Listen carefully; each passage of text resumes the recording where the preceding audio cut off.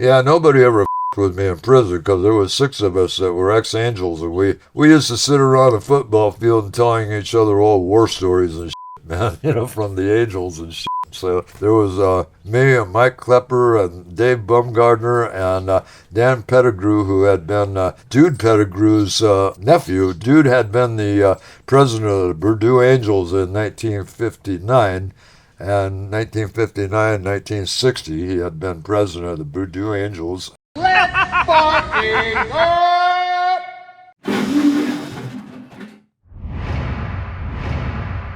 I got arrested twice for marijuana. The first time, this guy named Steve was a friend of mine, and he sold me a lid of weed.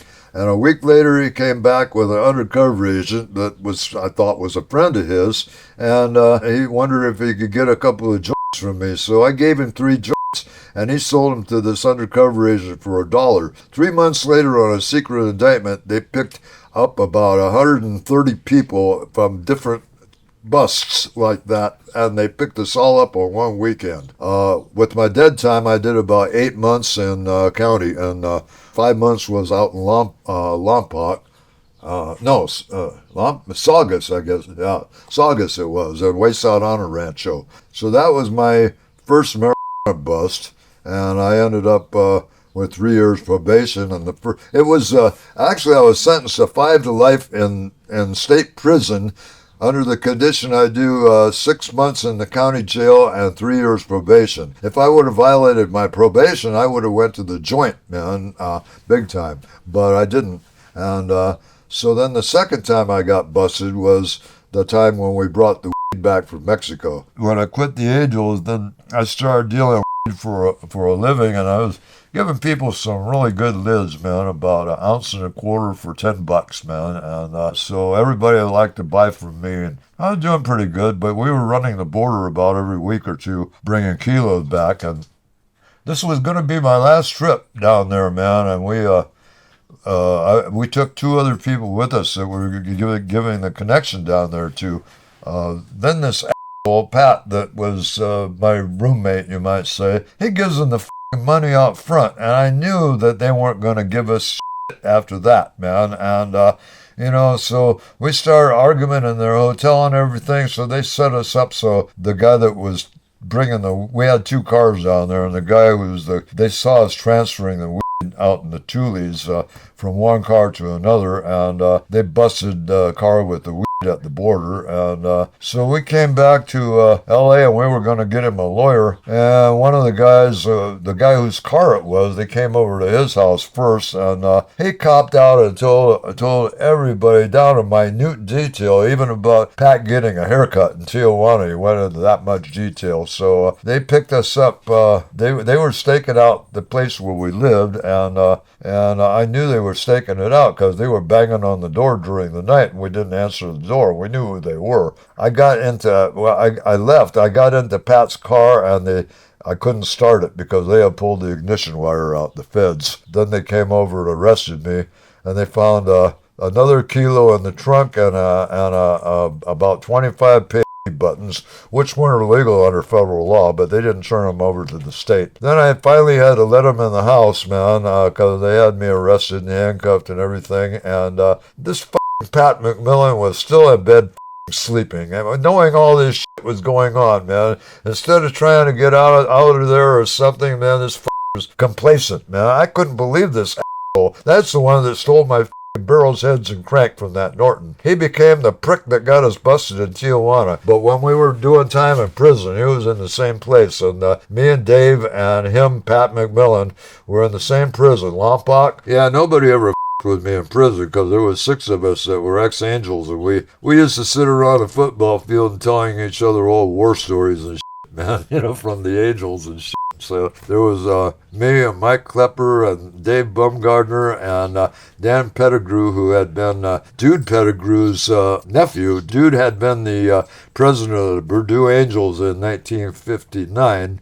And 1959, 1960, he had been president of the Purdue Angels. Then Dave came to me one day and told me, Pat's been telling everybody that we snitched on him. And I said, okay, I'll take care of it. So I went by Pat in the chow hall, and I told him, this was for breakfast, and I told him, hey, man, I want to see you out in the yard when you're done, man. And he just nods his head, man. So I went out in the yard with my friends, and his friends came out there, and we were all gathered around waiting for him to come out, man. And so Mike Klepper, one of the ex-Hells Angels, there was 6 of us in there that were ex-Hells Angels, and Mike goes back in and to see what happened to Pat, man. And he comes back out and he says, I've seen Pat, but he said, I'm telling him, Rex is waiting for you. He said, I know. And then he went back to his cell, man. So everybody laughed, and that was the end of that. But I had kicked his ass at the Saucy Dog a week before we went to prison, because I asked him, he was down at the Saucy Dog, he said, I hear you wanted to ask me something. And I said, yeah, I wanted to ask you what happened to my barrels, heads, and crank on that Norton. And then he said, you get the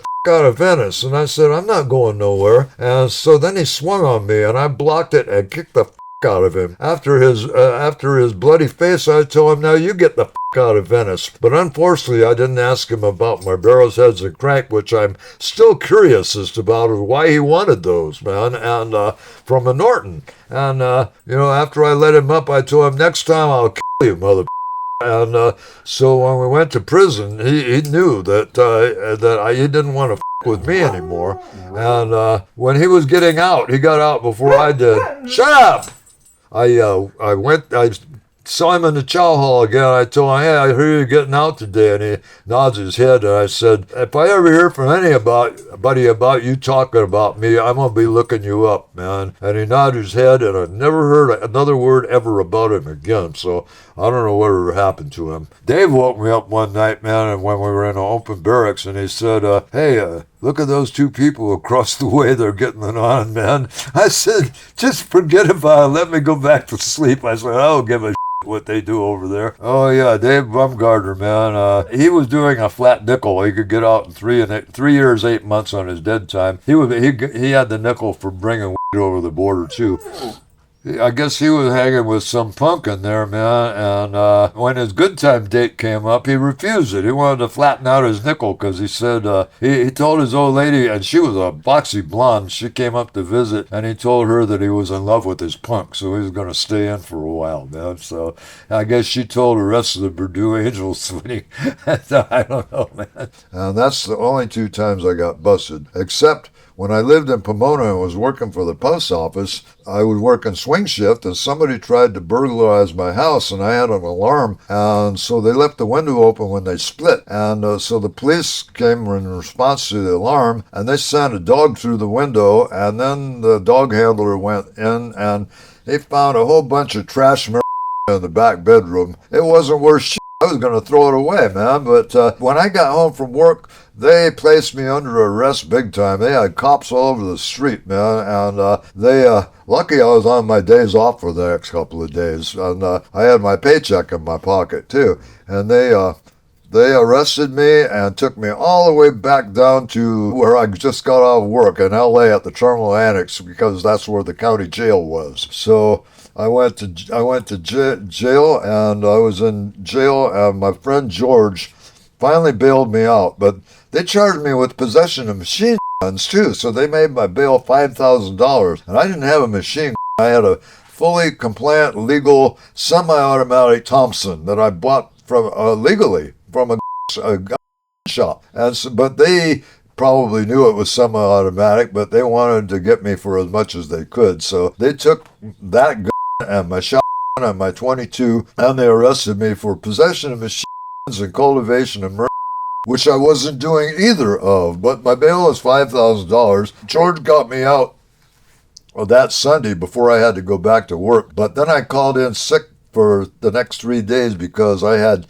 to get a lawyer, and I had to get some money and pay George back, and I had to get my dog out of they impounded my dog into the pound in Pomona. So I had to take care of some business, so I called in sick for the next 3 days. So the post office never knew I got busted for that time. And thank God, because I had a supervisor that we didn't get along at all, man. He would have loved an excuse to get me fired. So, yeah, as it was, I did 32 years in the post office and retired 17 years ago with a nice civil service retirement. Yeah, when I quit the club, man, Eddie, I went over to Wee Eddie's house, man, and I think he became president at that time. I think he deposed Burt Gold, and Wee Eddie became president, Eddie Palmer. So I took the colors over to his house because he was my friend. I took the treasury and the minutes, the club minutes, and the colors over to him, and quit the club then. I didn't quit the club at a meeting. I just quit the club at Eddie's house, man. And his girlfriend at that time was named Peanuts. He hadn't met my sister yet. How'd you end up with those colors?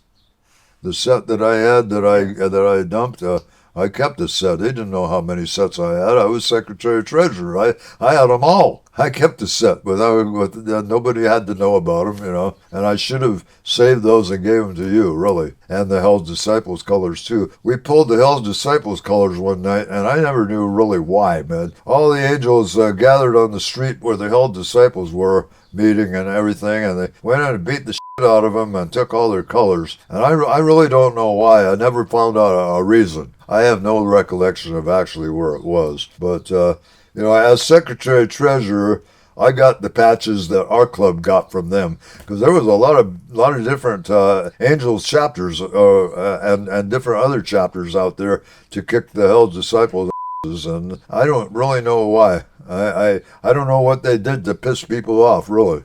Oh yeah, I got this Angels tattoo that I got when I was in the club, and they wouldn't tattoo artists wouldn't give it to me until I showed him my membership card, and he said he don't want any trouble, so he can't do it otherwise, man. So I don't know what it cost, probably $10 or something like that. In those days, it was a lot of money, and so then.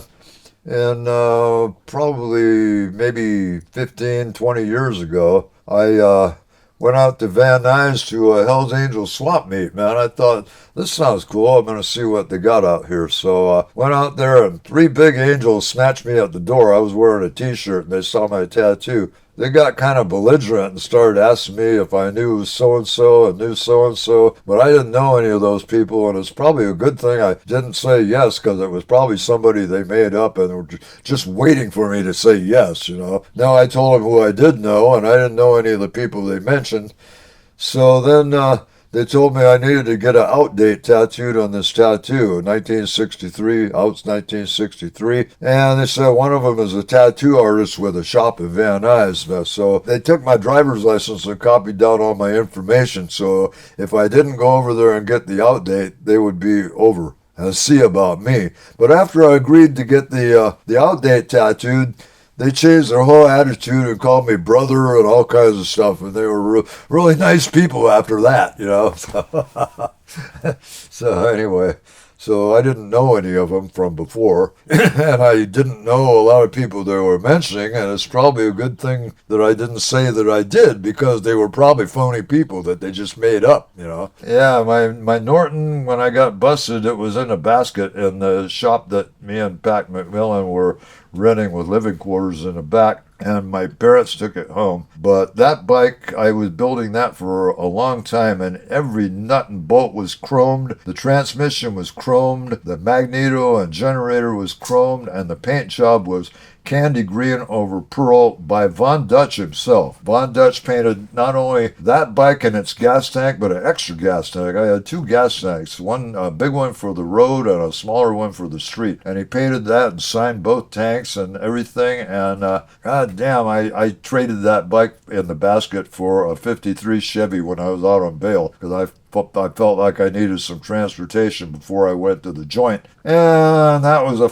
up thing to do, because that bike has totally disappeared now, and that bike would have been worth a fortune just for the Von Dutch paint job today. So I should have kept that bike. Von Dutch was working at Buddy Consickle Shop at Van Nuys, and I took it down there and I had it painted it. Me and my buddy Ron Whitman that I went to high school with, he lives in Utah now, but we used to go to Hollywood and watch Von Dutch do pinstriping, man, and sometimes he would draw a straight line across a wall. It was so straight you could measure it with a straight edge, and it was perfect, man, with his striping brush, you know. So this, he died in, I think, 2006 or something like that, and so his any paint jobs and murals and pinstriping by him is worth a fortune now.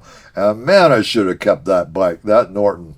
That Norton was, I swear, man, that would have been the second best thing I ever built after my Harley if I would have got it together. That Pat McMillan that was, we rented that place together, he got on a bail before I did, so somehow he took the barrels, heads, and crank. And I don't know why he took the barrels, heads, and crank from a Norton. To this day, I'll never know why he took those. But he didn't take anything else from that bike. But the funny thing is, they used to have motorcycle wrecking yards in those days that sold even British bike parts. You can't find anything like that today. But I bought this whole 600cc Norton over there at that swap meet, or a wrecking yard, I guess it was called, and with pink slip and everything. And I bought it just for the barrels, heads, and crank. And that's what he stole from me. And I don't know why. I sold the rest of the bike with the pink slip and everything because I didn't need the rest of it, you know. It was a lot of fun. I've done a lot of engine rebuilds since, and even now at age 83, I'm working on a rebuild on the Chevy 6 from my boat. I've got it in the garage on a stand, and I got the wrong size rings, so I'm waiting for the right size rings to put in it. And,